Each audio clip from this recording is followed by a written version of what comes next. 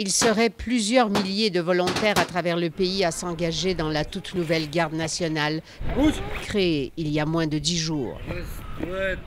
L'objectif, une force de 60 000 hommes qui pourrait être utilisée en appui à l'armée. Ici, à une cinquantaine de kilomètres de Kiev, ils passent 2 petites semaines. Leur détermination devra compenser pour le manque d'entraînement. C'est devenu très dangereux. Il faut qu'on soit prêt à tout, dit cet ouvrier de la construction de 30 ans. Ils ont déjà pris la Crimée, alors on devrait les embrasser, leur donner des bonbons, ironise cet autre.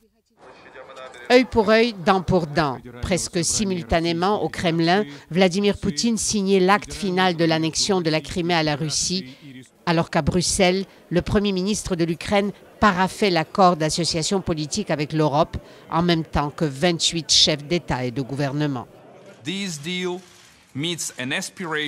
Cet accord représente les aspirations de millions d'Ukrainiens qui veulent faire partie de l'Union européenne, a-t-il dit.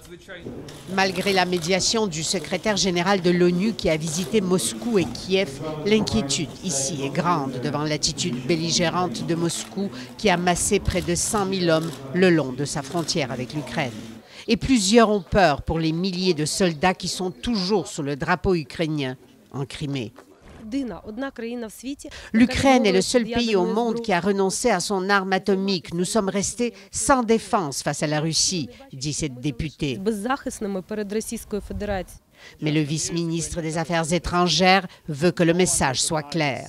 Nous n'accepterons aucune agression. Nous allons nous défendre, mais ça dépend aussi de la réaction mondiale. Arrêtons l'agresseur ensemble, lance-t-il. Petite éclaircie à l'horizon, la Russie a enfin donné son accord à l'envoi en Ukraine d'une mission de l'Organisation pour la sécurité et la coopération en Europe. Mais c'est tout de même dans un climat extrêmement tendu que Stephen Harper rencontrera le Premier ministre et le président par intérim de l'Ukraine pour les assurer de son appui. Ici Alexandra Chatska, Radio-Canada, à Kiev.